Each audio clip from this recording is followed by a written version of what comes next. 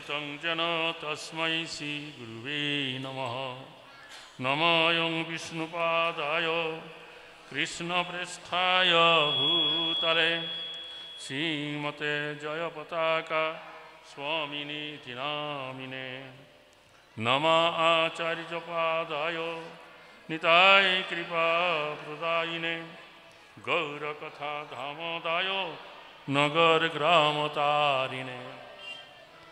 नमोऽयं विष्णुपादाय कृष्णप्रेष्ठाय भूतले श्रीमते भक्तिवेदान्त स्वामिनीति नामिने।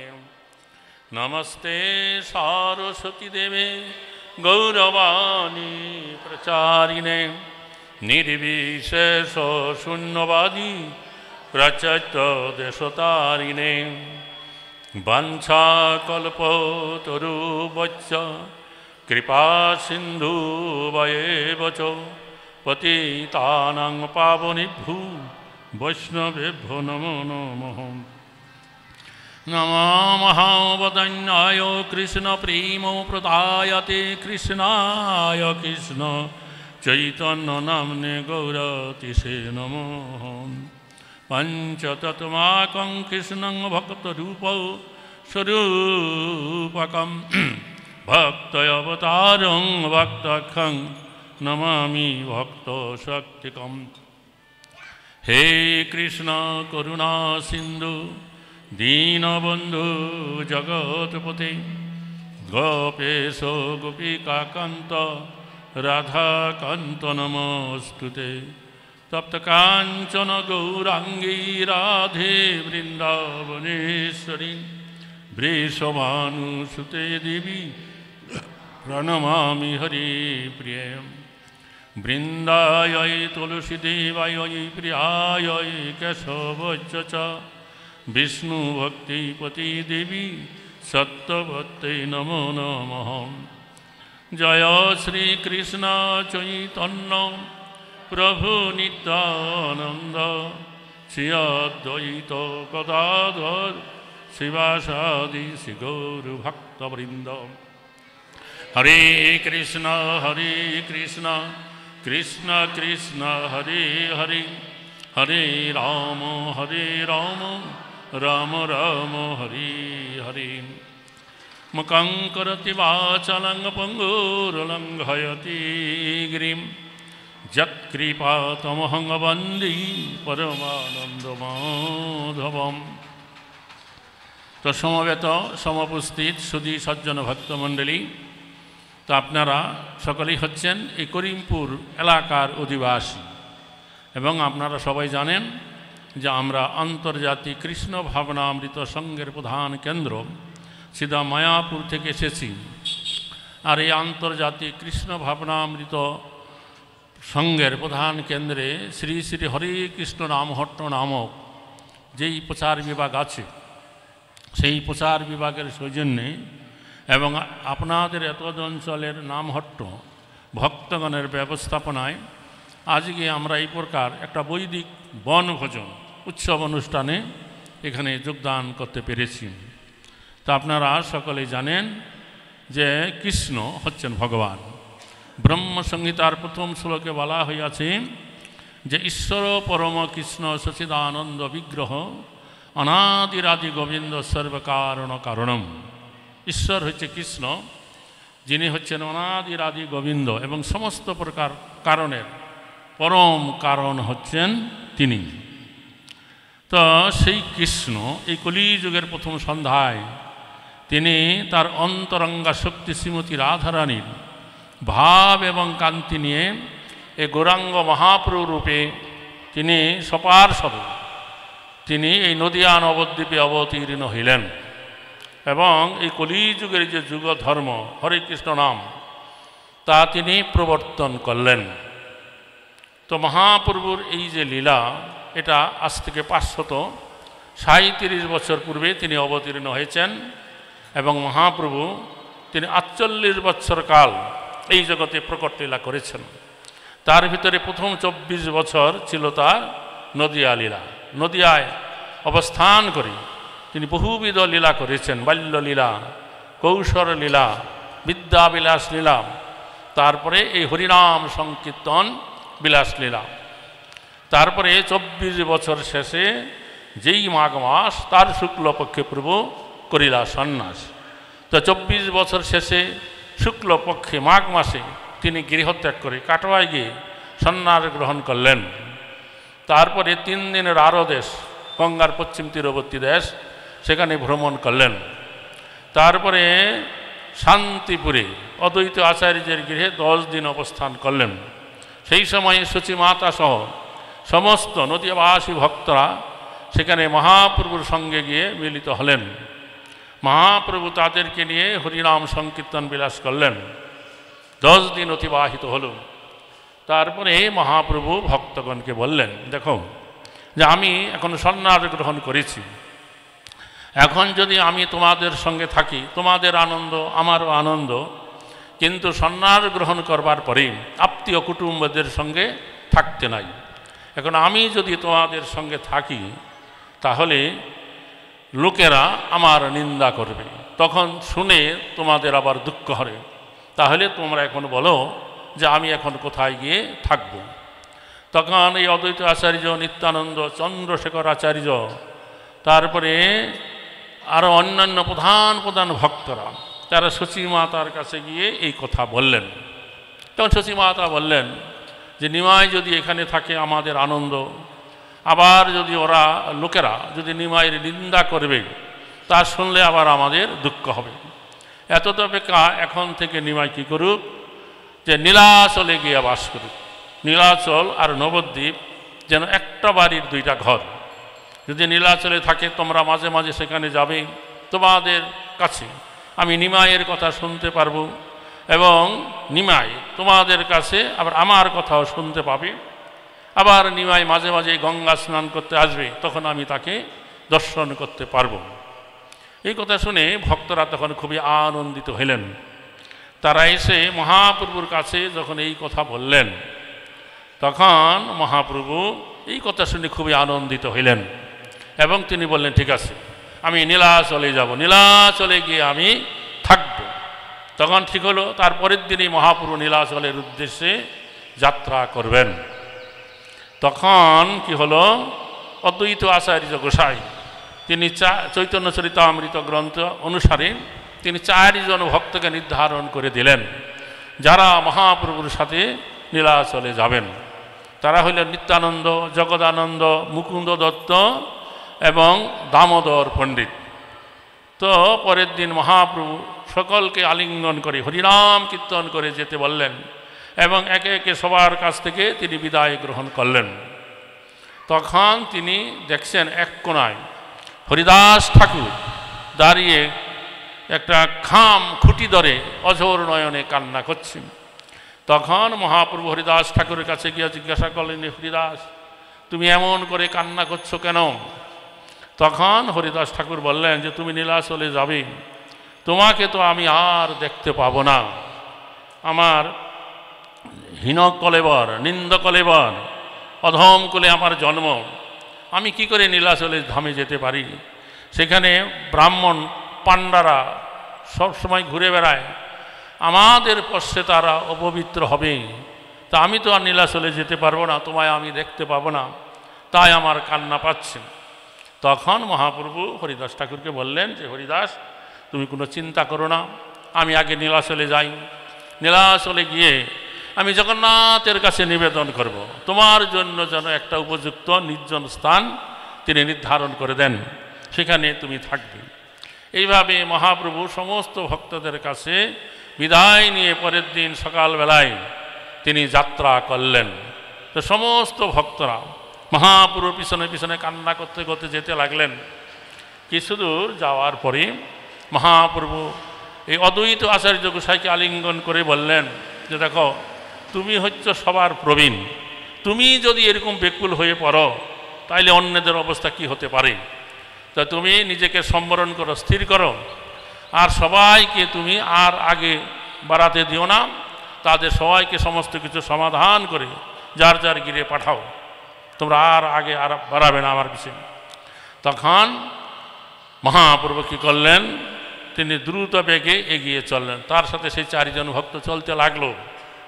তখন অদ্বৈত আচার্য গোসাই আর আগে বাড়ালেন না, সেখান থেকে প্রণাম করলেন এবং গৃহে ফিরে এসে সমস্ত ভক্তদের সমস্ত কিছু সমাধান করে তাদের গৃহে তাদেরকে প্রেরণ করলেন। তো মহাপ্রভু চলতে চলতে আদি গঙ্গার তীরে তীরে তিনি আটিসারায় চলে গেলেন, কলকাতার দক্ষিণে শাসন, যার নাম এখন ওই বারুইপুরের নিকটে। সেখানে অনন্ত আচার্য নামক মহাপ্রভুর একজন ভক্ত ছিলেন, তার গৃহে গিয়ে উঠলেন। সমস্ত রাত্রি তিনি হরিনাম কীর্তন করে অতিবাহিত করলেন। পরের দিন সেখান থেকে বিদায় নিয়ে তিনি কি করলেন, আরও দক্ষিণ অভিমুখে যাত্রা করলেন, যেখানে ছত্রভোগ অম্বলিঙ্গ ঘাট আছে। সেখানে অম্বলিঙ্গকে দর্শন করে মহাপ্রভু কি করলেন, আনন্দে নিত্য কীর্তন করতে লাগলেন। অম্বু শব্দের মানে হচ্ছে জল, সেখানে জলময় শিবলিঙ্গ আছে। অর্থাৎ আপনারা জানেন যে এই গঙ্গা দেবী হচ্ছে কি হিমালয়ে, তিনি গঙ্গোত্রী আছে। সেখানে মহাদেব এই গঙ্গার বেগ ধারণ করে দাঁড়িয়েছিলেন, যে যে গঙ্গা দেবী উপর থেকে নিচে পতিত হবে তার বেগকে ধারণ করবে। তখন ভগীরথ কী করলেন, তিনি শিব ঠাকুরকে প্রসন্ন করে তাকে গঙ্গার বেগ ধারণ করতে রাজি করালেন। গঙ্গা সেখানে এই শিবের মাথায় পড়ল, শিব ঠাকুর এই গঙ্গার বেগ ধারণ করলেন। তারপরে তিনি সেখান থেকে চলতে চলতে যখন এই সমুদ্রের নিকটে, সাগরের নিকটে চলে এলেন, তখন শিব ঠাকুর গঙ্গার বিরহে তিনি এইখানে চলে আসেন। এসে তিনি গঙ্গায় পড়ে যান, তাই সেই স্থানের নাম হয় অম্বলিঙ্গ। অম্বু মানে জল, জলময় শিবলিঙ্গ আছে। সেখানে তিনি নৃত্য করতে করতে লাগলেন মহাপ্রভু, এবং তার যে চোখের জল পিচকারির ধারণায় প্রবাহিত হতে লাগল। তখন সেখানে দক্ষিণ দেশের অধিকারী একজন জমিদার বা রাজা, তিনি সেই পথ দিয়ে দোলাই করে যাচ্ছিলেন। তিনি দেখলেন একজন অপূর্ব সন্ন্যাসী এরকম করে নৃত্য কীর্তন করছেন, আর তার চারিপাশে বহু মানুষ দাঁড়াইয়ে তা দেখছে। তখন তিনি পাল দোলা থেকে নেমে সেখানে এসে মহাপ্রভুকে প্রণাম করে জোর হাতে দাঁড়িয়ে রইলেন। তখন মহাপ্রভু একটু কীর্তন থামিয়ে বললেন, তুমি কে? তখন তার নাম ছিল রামচন্দ্র খান। তো তিনি বললেন, আমি আপনার দাস অনুদাস। তখন সেখানকার উপস্থিত লোকেরা বললেন যে ইনার নাম রামচন্দ্র খান, এই দক্ষিণ দেশের অধিকারী। তখন মহাপ্রভু তাকে বললেন যে তুমি অধিকারী বড় ভালো, তুমি তাড়াতাড়ি, আমি কি করে এখান থেকে তাড়াতাড়ি উৎকল দেশে যেতে পারি তা তুমি বলো।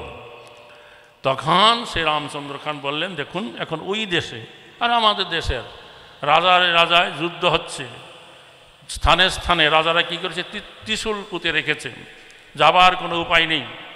তো যেভাবে হোক আজ রাত্রে আমি আপনাকে এখান থেকে পাঠাবার ব্যবস্থা করব। তো আমাকে যদি আপনি ভিত্ত জ্ঞান করেন, তাহলে এক ব্রাহ্মণের গৃহে আমি আপনার ভোজনের নিমিত্ত ব্যবস্থা করছি, আপনি সেখানে গিয়ে বিশ্রাম করুন, কিছু ভোজন করুন। তখন এক ব্রাহ্মণের গৃহে মহাপ্রভু গিয়ে উঠলেন দলবল সহ। সেখানে জগদানন্দ পণ্ডিত পাককার্য করলেন, মহাপ্রভু নামমাত্র একটু ভোজন করলেন। তখন এইভাবে সেখানে হরিনাম কীর্তন করতে লাগলেন। মধ্যরাত্রে রামচন্দ্র খান এসে মহাপ্রভুকে জানালেন, নৌকা প্রস্তুত, আপনি এখনই নৌকায় শুভগমন করতে পারেন। তৎক্ষণাৎ মহাপ্রভু হরিধ্বনি করে উঠলেন, গিয়ে কিছুটা দূরে নৌকায় উঠলেন। হরে কৃষ্ণ। তখন ভক্তরা হরিনাম কীর্তন করতে লাগলেন, মাঝিরা নৌকা চালনা করতে লাগলেন। কিছু দূর যাওয়ার পরে মাঝিরা বললেন যে, হে প্রভুগণ, আমরা এখন যেই পথ দিয়ে চলছি এটা অত্যন্ত বিপদ সংস্কুল পথ, এ হচ্ছে সুন্দরবনের পথ। এখানে যদি কেউ ডাঙ্গায় পড়ে সঙ্গে সঙ্গে বাঘ এসে তাকে গ্রাস করে, আবার যদি কেউ জলে পড়বে কুমির এসে তাকে খপ করে ধরবে।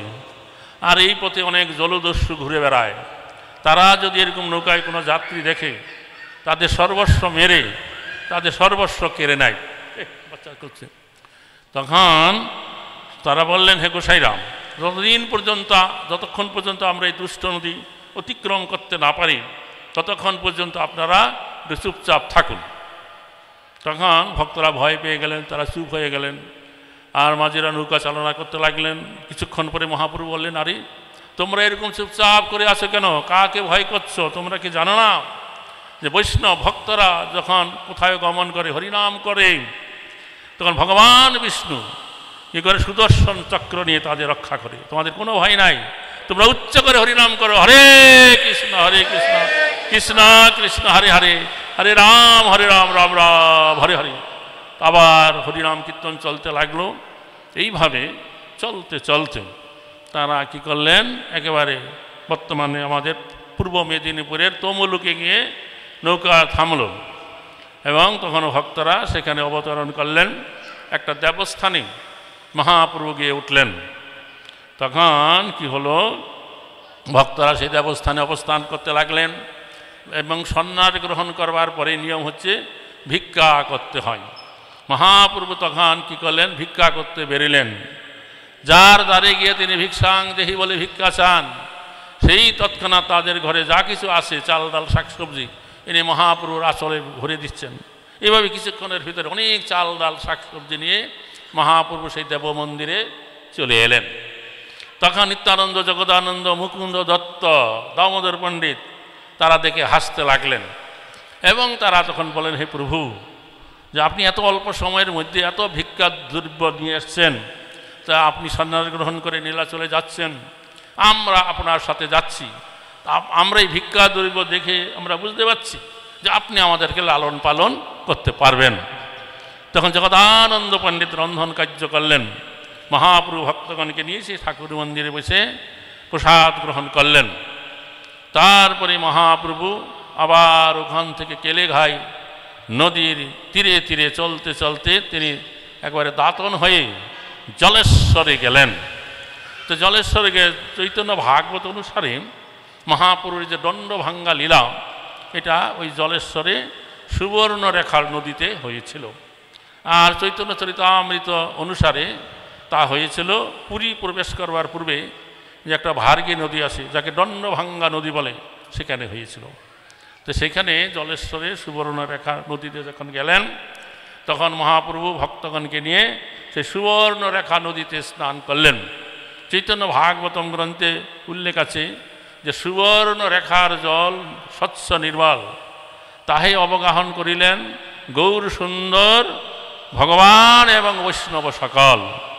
তারপরে মহাপ্রভু তীরে উঠে তিনি বস্ত্র পরিবর্তন করে তিনি কি করলেন, কোথায় একটুখানি গিয়েছিলেন, তখন জগদানন্দ পণ্ডিত সে মহাপ্রভু দণ্ড বহন করছিল।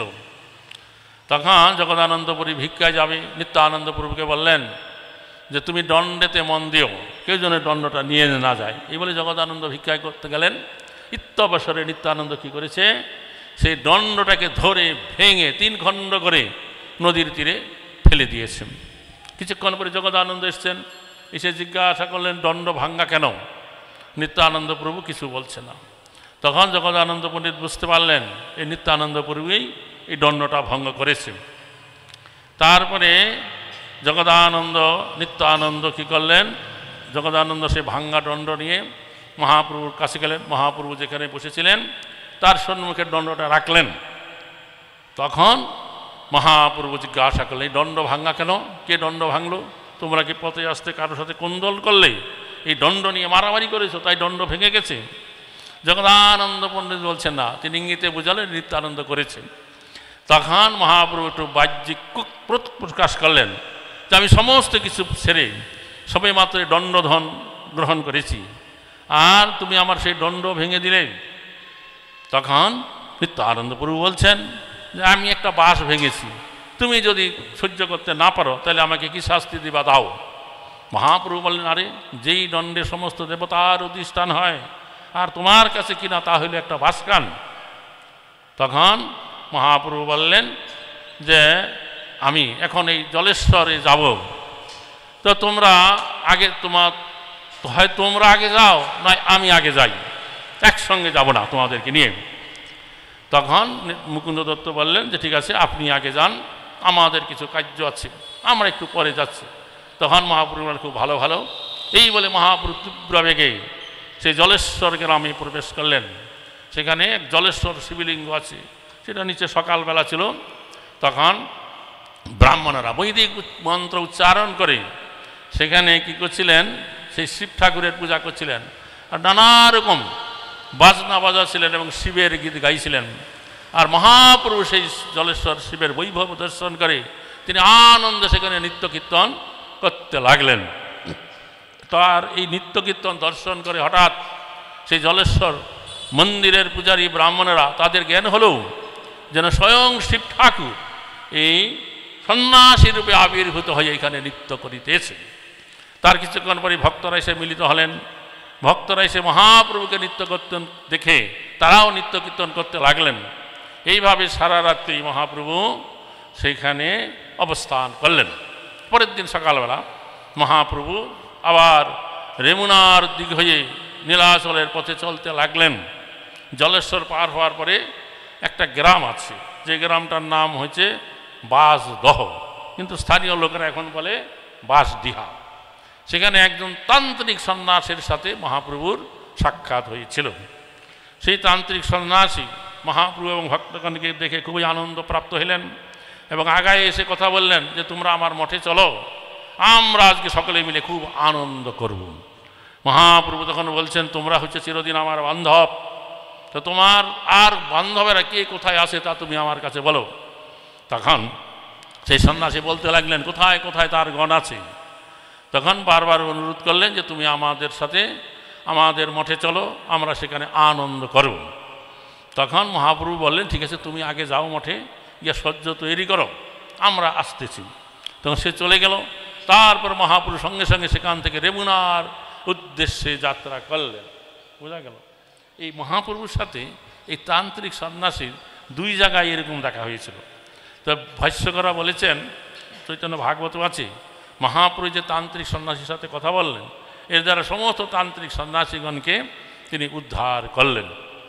আর একবার এই নদিয়া লীলা চলার সময় একবার অদ্বৈত আচার্য গোসাই মায়াবাদ প্রচার করছিলেন।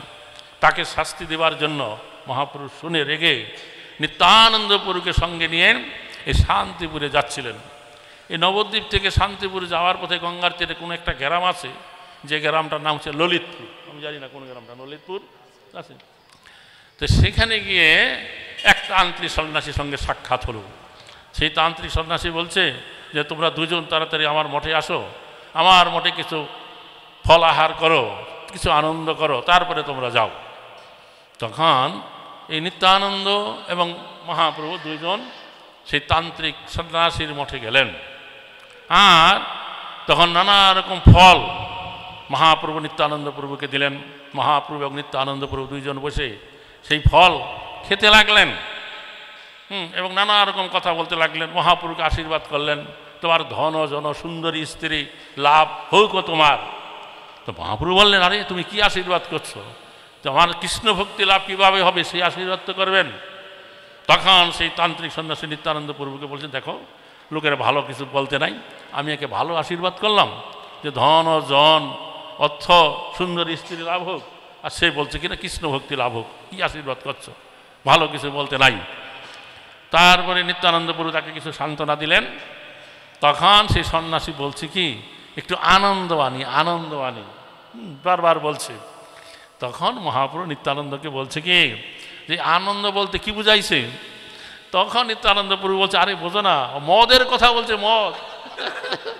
যেই না মদ কথা বলছে সঙ্গে সঙ্গে মহাপ্রভু হরি বল করে সেখান থেকে লাভ দিয়ে উঠেছে আর তাড়াতাড়ি গঙ্গার দিকে ছুটে যাচ্ছে। আর নিত্যানন্দ প্রভু তার পিছিয়ে পিছিয়ে যাচ্ছে। গিয়ে তারা গঙ্গা সবস্ত্রে গঙ্গায় ঝাঁপ দিয়ে গঙ্গার স্রোতে চলতে চলতে শান্তিপুরের দিকে যেতে লাগলেন। এইভাবে সেই তান্ত্রিক সন্ন্যাসীর সাথে কথা বললেন, তার ফলাহার করলেন এবং আনন্দ শুনে ঝাঁপ দিয়ে চলে গেলেন। তো যাই হোক এইভাবে দেখা যায় দুইবার মহাপ্রভু এরকম তান্ত্রিক সন্ন্যাসীর সাথে কথা বলেছেন, এক জায়গায় ফলাহার করছেন আর এক জায়গায় আনন্দ কথা শুনেই সেখান থেকে তাড়াতাড়ি রেমুনার দিকে চলে গেলেন। তো যাই হোক রেমুনায় গিয়ে সে ক্ষীরচোরা গোপীনাথকে দর্শন করলেন এবং সেখানে গিয়ে অনেক আনন্দে কীর্তন করলেন।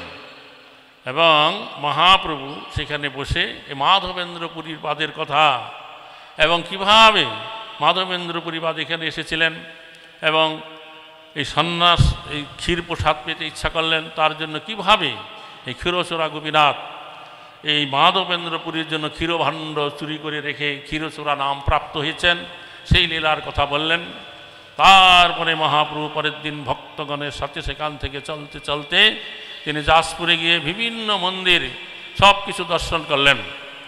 তারপরে কটকে গিয়ে সেই যে সাক্ষী গোপাল দর্শন করলেন এবং নিত্যানন্দপূর্ব সেখানে এই সাক্ষী গোপালের কথা ভক্তগণের কাছে বর্ণনা করলেন। তারপরে মহাপ্রভু সেখান থেকে তিনি ভুবনেশ্বর গেলেন। ভুবনেশ্বর গিয়ে যে ভুবনেশ্বর শিবলিঙ্গ দর্শন করলেন এবং ভুবনেশ্বরে অনেক শিব মন্দির আছে, তা তিনি ঘুরে ঘুরে দর্শন করতে লাগলেন। তারপরে তিনি সেখান থেকে জগন্নাথপুরীর উদ্দেশ্যে যাত্রা করলেন। জগন্নাথ ভুবনেশ্বর থেকে জগন্নাথপুরীর পথে একটা জায়গা আছে, যেটাকে কি বলে, একটা জায়গা আছে, সেখানে গিয়ে তিনি জগন্নাথের নীলচক্র দর্শন করলেন। নীলচক্র দর্শন করে তিনি জগন্নাথের উদ্দেশ্যে পুনতি নিবেদন করলেন। তখন জগন্নাথ স্বয়ং সেই জগন্নাথের নীলচক্রের উপরে উঠে ছোট্ট বাল গোপাল রূপে মহাপুরুকে হাত ছাড়িয়ে দিয়ে আহ্বান করছেন, এসো এসো, তুমি তাড়াতাড়ি এসো। মহাপুরু তখন তীব্র বেগে জগন্নাথে গেলেন এবং চৈতন্য চরিতামৃত গ্রন্থ অনুসারে সেই ভার্গী নদীতে মহাপুরু দণ্ডভাঙ্গা লীলা হয়েছিল। মহাপ্রভু বাহ্যিক প্রকাশ করলেন যে আমি সমস্ত কিছু ছেড়ে এই দণ্ড গ্রহণ করেছি, তা তুমিও রাখতে দিলে না, ঠিক আছে, আর তুমি আগে যাও, তোমরা আগে যাও, নয় আমি আগে যাই। জগদানন্দ পণ্ডিত বলেন, হে প্রভু, আমাদের কিছু কার্য আছে, তুমি আগে প্রকাশ করো, আগে প্রবেশ করো নীলাচলে। তখন মহাপ্রভু জগন্নাথের যে অষ্টকম কদাচিত কালিন্দিত অট বিপিন সঙ্গীত তরল মুদাভীর নারী কমল সাদ, এই অষ্টকম পাঠ করতে করতে তীব্র বেগে জগন্নাথ মন্দিরে প্রবেশ করলেন এবং জগন্নাথকে দর্শন করে তিনি যখন জগন্নাথকে ধরতে যাবেন তখন তীব্র বেগে সেখানে মূর্ছিত হয়ে পড়ে যান। পাণ্ডারা তাকে মারতে চলে আসে। সেই সময় সার্বভৌম ভট্টাচার্য তিনি সেখানে ছিলেন। তিনি সবাইকে নিবারণ করলেন, তোমরা মেরো না, এবং দেখলেন সন্ন্যাসী অচৈতন্য হয়ে পড়েছে। তাকে তখন আজ্ঞা দিলেন, তোমরা সকলে ধরাধরি করে একে আমার গৃহে নিয়ে চলো। তখন এইভাবে মহাপ্রভু সার্বভৌম ভট্টাচার্যের গৃহে গিয়ে স্থান পেলেন। তার কিছুক্ষণ পরেই মহাপ্রভু নিত্যানন্দ, জগদানন্দ, দামোদর পণ্ডিত, মুকুন্দ দত্ত তারা জগন্নাথের সিংহদ্বারে এসে তারা লোকের মুখে শুনলেন একজন অপূর্ব সন্ন্যাসী এসেছে। সে একেবারে প্রেমাবেশে জগন্নাথকে ধরতে গেছে, ধরবার আগেই সে মূর্ছিত হয়ে পড়ে গেছে এবং পাণ্ডারা তাকে মারতে উঠেছে। সার্বভৌম ভট্টাচার্য তাদের নিবারণ করলেন।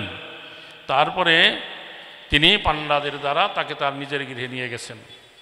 তখন নিত্যানন্দ প্রভু লোকের মুখে জিজ্ঞাসা করলেন কোন দিকে সার্বভৌম ভট্টাচার্যের বাড়ি। সেখানে তিনি গেলেন। সেখানে গিয়ে দেখছেন তখনও মহাপ্রভু অচৈতন্য হয়ে পড়ে আছে বিছানায়। তখন তারা সেখানে বসলেন, তাকে বেষ্টন করে তারা হরিনাম করতে লাগলেন।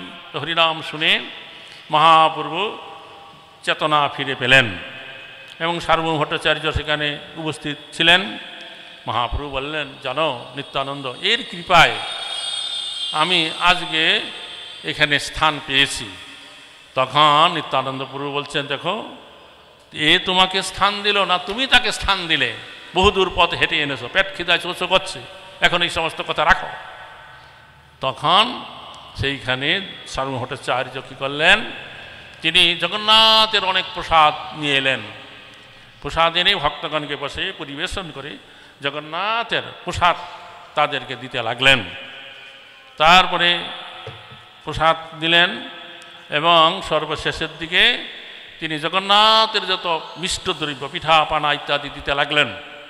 মহাপ্রভু বললেন কি যে পিঠা পানা দেহ ইহ সব আকারে, আমারে আনিয়া দেহ লাফরা ব্যঞ্জনে। বুঝতে পারছেন, মহাপ্রভুর জন্য লাফরা ব্যঞ্জন মহাপ্রভুর খুব প্রিয় ছিল। এই জন্য বৈষ্ণবরা যখন কোনো উৎসবাদি করে অবশ্যই মহাপ্রভুর জন্য এই লাফরা ব্যঞ্জন তৈরি করেন। মহাপ্রভু নিজে লাফরা ব্যঞ্জন চেয়ে খেয়েছেন যে পিঠাপানা সব আমার সঙ্গীর লোকদেরকে দাও আর আমাকে লাফরা ব্যঞ্জন দাও। তো যাই হোক, এইভাবে মহাপ্রভু সেখানে স্থান পেলেন।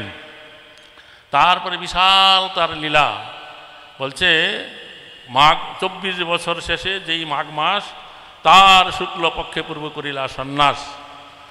তো মাঘ মাসে সন্ন্যাস গ্রহণ করলেন, আর নীলাচল যাইতে তার 1 মাস লেগেছিল। ফাল্গুন মাসে তিনি নীলাচলে পৌঁছলেন, আর চৈত্র মাস এই নীলাচলে অবস্থান করে তিনি সার্বভৌম ভট্টাচার্যকে ভক্তিপথে আনয়ন করেন।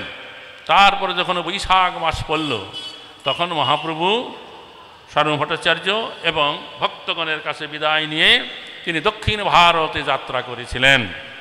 দক্ষিণ ভারত থেকে ফিরে আসতে তার 2 বছর সময় লাগলো। তো যাই হোক, এইভাবে মহাপ্রভু লীলা অনন্ত, মহিমায় অপার। কত আর বলবো আপনাদের কাছে, আমি ক্ষুদ্র জীব, একটুটুকু বললাম। মহাপ্রভু নীলাচলে যাত্রা অবধি, নীলাচল থেকে দক্ষিণ ভারত ফিরে গেছেন। দক্ষিণ ভারত থেকে 2 বছর ভ্রমণ করে আবার নীলাচলে ফিরে এসেছেন রথযাত্রার পূর্বেই। তারপর থেকে প্রতি বছরই গৈরীয় বৈষ্ণবগণ শিবানন্দ সেনের পরিচালনায় তারা প্রতি বছর জ্যৈষ্ঠ মাস আসলে নীলাচলে যাত্রা করতেন এবং নীলাচলে গিয়ে মহাপুরুষের সাথে মিলিত হয়ে গুন্ডিচা মন্দির মার্জন লীলা করতেন।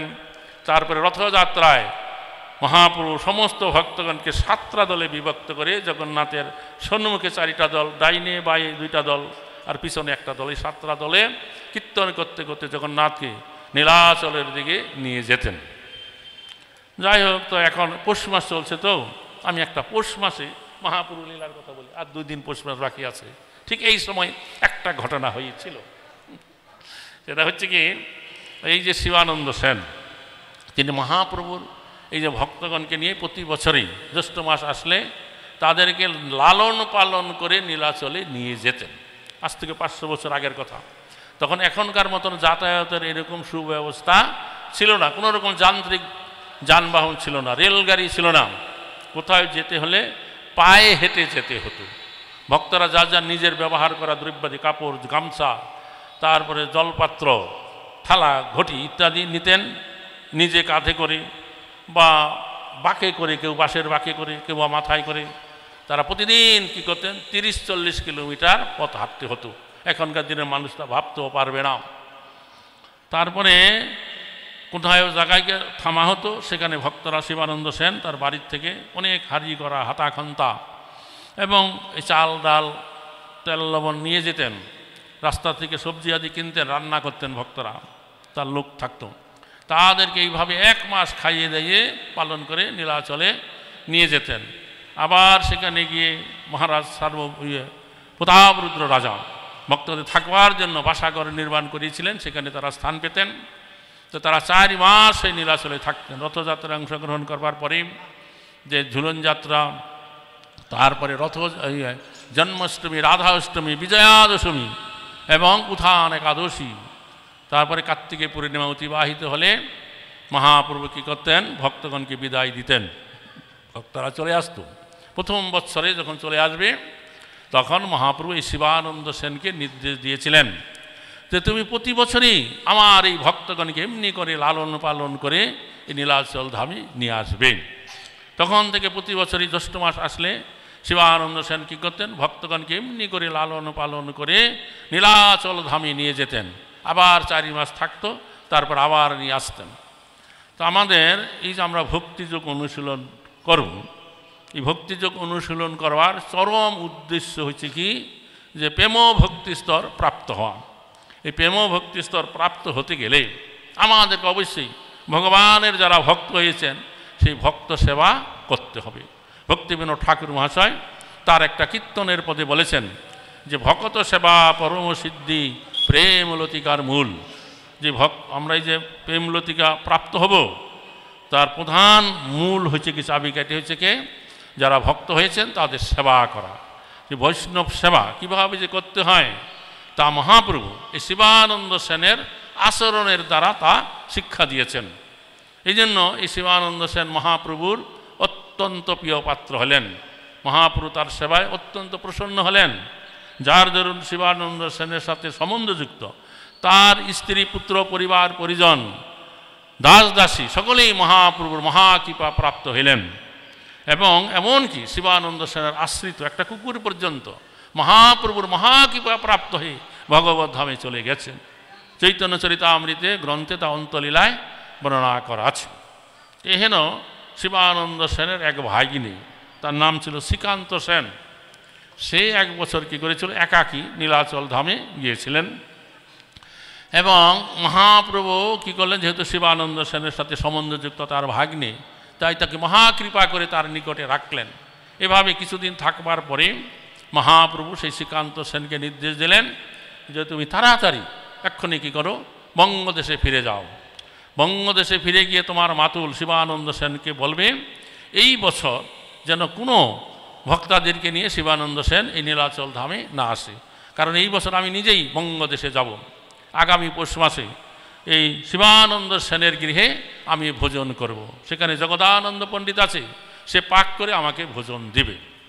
তখন শ্রীকান্ত সেন এই সংবাদ নিয়ে তাড়াতাড়ি তিনি এই বঙ্গদেশে ফিরে আসেন। এসে তার মাতুলের সাথে শিবানন্দ সেনের সাথে সাক্ষাৎ করে মহাপ্রভুর এই কথা বললেন।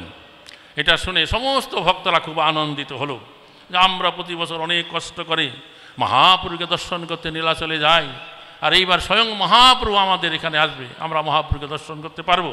তখন যারা যাত্রা বিরতি করলেন, তো সেটা জ্যৈষ্ঠ মাস ছিল।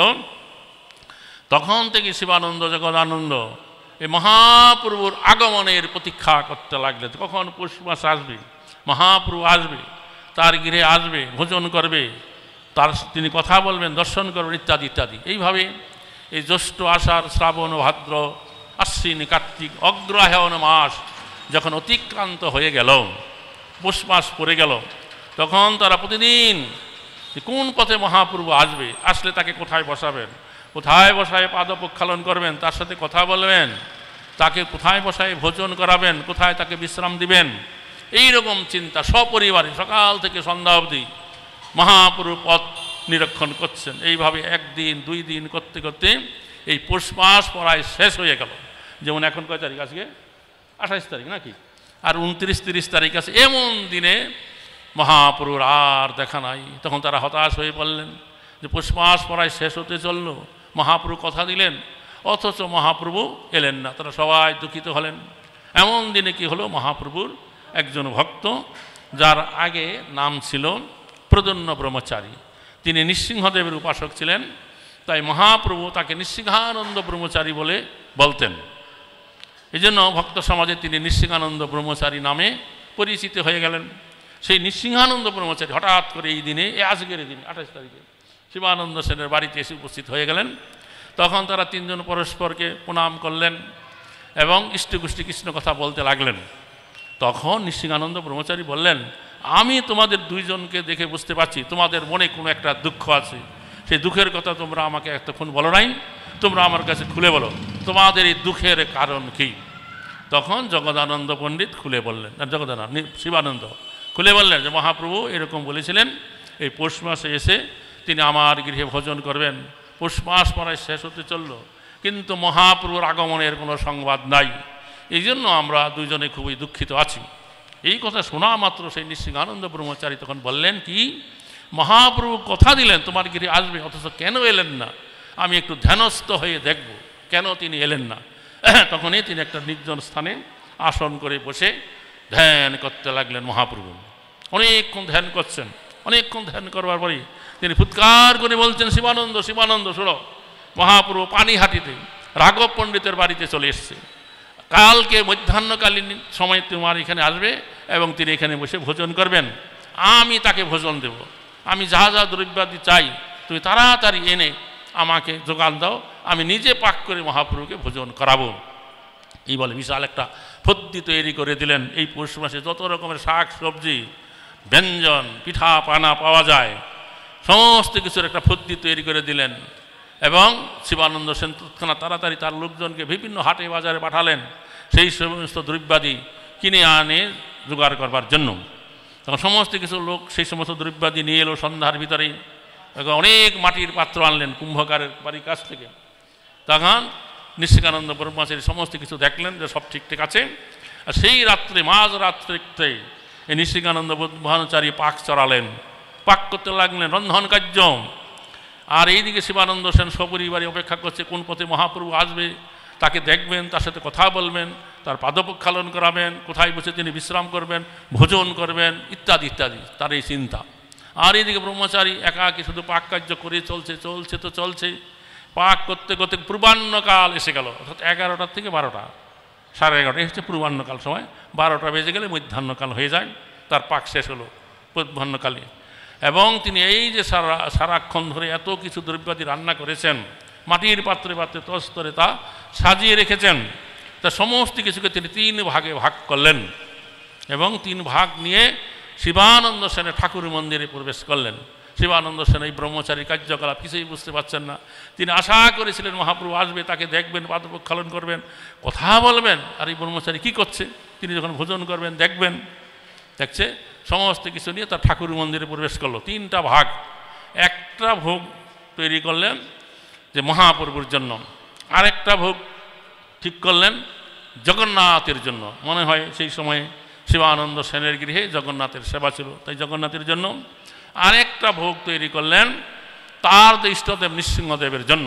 এইভাবে 3টা ভোগ স্তরে স্তরে সাজিয়ে ঠাকুর মন্দিরে দরজা বন্ধ করলেন। ঘণ্টার ধ্বনি করে সে তাকে নিবেদন করছেন মহাপ্রভুকে। শিবানন্দ সেন এই ব্রহ্মচারী কার্যকলাপ কিছুই বুঝতে পারছেন না, সে বাইরে দাঁড়িয়ে অপেক্ষা করছে, কি আশা করছে, কি হচ্ছে। তখন অনেকক্ষণ তিনি ঠাকুর মন্দির বন্ধ করে ধ্যান করছেন, কি করছে কিছুই বুঝতে পারছে না। তারপরে ফুৎকার করে বলছেন, শিবানন্দ শিবানন্দ দেখো, তোমার প্রভুর কীর্তি দেখো। এই বলে দরজা খুলে দিয়েছে। যখন দরজা খুলেছে তখন শিবানন্দ সেন দেখছেন এই যে রাত থাকতে এত দ্রব্যাদি রান্না করেছে, মাটির পাত্রে সাজে সাজে 3টা ভোগে বিভক্ত করেছে, কোনো পাত্রে কোনো কিছু ছিটা ফোটা নাই, সমস্ত কিছু উধাও খাওয়া হয়ে গেছে। তখন নিশ্চিকানন্দ ব্রহ্মচারী বললেন, দেখো শিবানন্দ, আমার আহ্বানে তোমার প্রভু মহাপ্রভু এখানে এলেন। এসে কি করলো, প্রথমে তার উদ্দেশ্যে যে ভোগ নিবেদন করা হয়েছিল তা তিনি খেলেন। তারপরে কি করলেন, জগন্নাথের উদ্দেশ্যে যে ভোগ নিবেদন করা হয়েছে তাও তিনি খেলেন। তাতে আমার দুঃখ নাই, জগন্নাথ তিনি অভিন্ন, তার ভোগ খেতেই পারে। তারপরে তিনি কি করলেন, আমার যে ইষ্টদেব নৃসিংহদেব তার উদ্দেশ্যে যে ভোগ নিবেদন করলাম সেই ভোগও খেয়ে তিনি এখান থেকে চলে গেলেন। নিতাই গর্বে আনন্দে হরি হরি বল।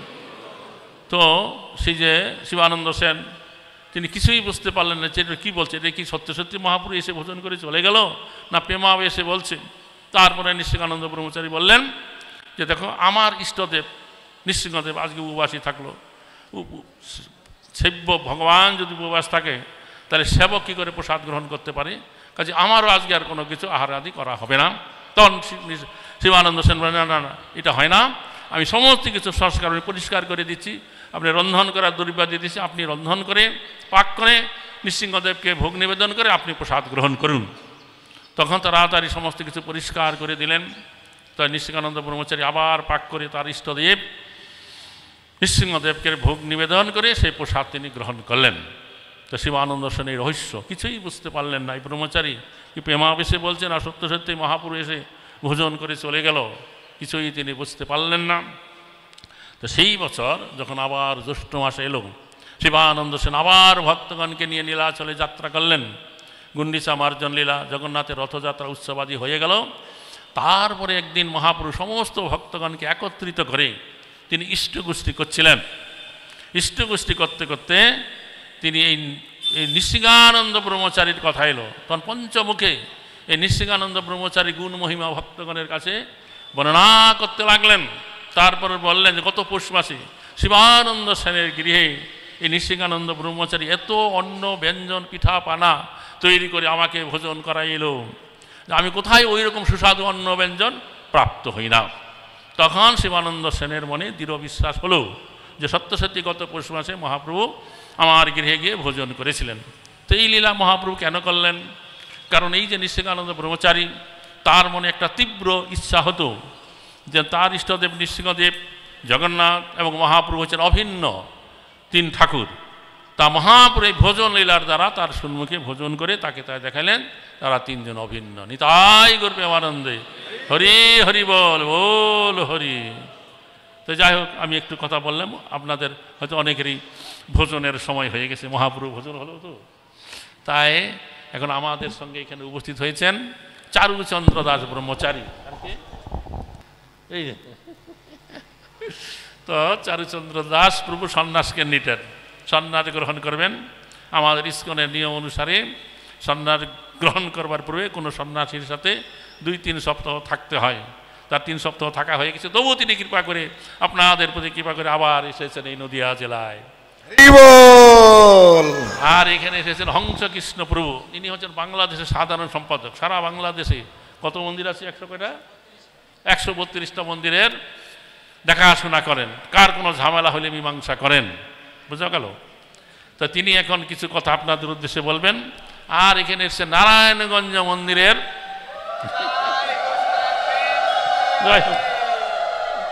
নারায়ণগঞ্জ মন্দিরের অধ্যক্ষ। হ্যাঁ আসলে না, আরেকবার এসেছিল, আমি আরেকবার এসেছিলাম এখানে, তিনি আরেকবার এসেছিলেন আমার সঙ্গে। তিনি হচ্ছেন আমাদের এই যে ভক্তি শাস্ত্রী, ভক্তি বৈভব হয় তার একজন প্রফেসর, তাদেরকে শিক্ষা দিয়ে থাকেন, বুঝতে পারছেন না? তাই তিনি এই যে ভক্তি শাস্ত্রী, ভক্তি বৈভব যে কলেজ আছে মায়াপুরে, তার প্রফেসর। তো তারা আজকে সারাদিন আপনাদের সঙ্গে থাকবে। সন্ধ্যাবেলায় আপনারা কারা কারা আসবেন এখানে বলুন তো? সন্ধ্যাবেলায় তারা এখানে প্রবচন দেবেন। আরও বিশেষ করে আমার মনে হয় অধিকাংশ ভক্ত আসবে না, হাত তুলছে না। দুপুরে প্রসাদ হইলে বাড়িতে গেলে আর আসতে ইচ্ছা হয় না, তবু এখানে অনুষ্ঠান হবে, আপনারা আসুন বা না আসুন, বুঝতে পারছেন? এখন এই চারুচন্দ্র প্রভু আপনার উদ্দেশ্যে কিছু হরি কথা, কৃষ্ণ কথা বলবেন। নিতাই গৌর প্রেমানন্দে হরি হরি বল। উলুধ্বনি হরিধ্বনি।